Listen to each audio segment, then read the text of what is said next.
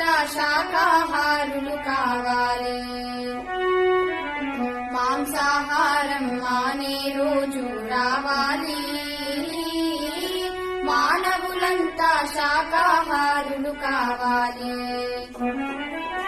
ప్రాణిని ప్రాణిగా ప్రాణముతోనే ఉంచాలి.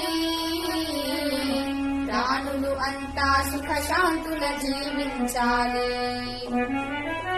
ప్రాణిని ప్రాణిగా ప్రాణముతోనే ఉంచాలి. ప్రాణులు అంతా సుఖశాంతుల జీవించాలి.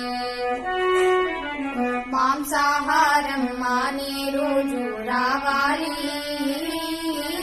మానవులంతా శాకాహారులు కావాలి. క్రిమికీటక జన్మలు దాటి పశువానర జన్మలు గడవగా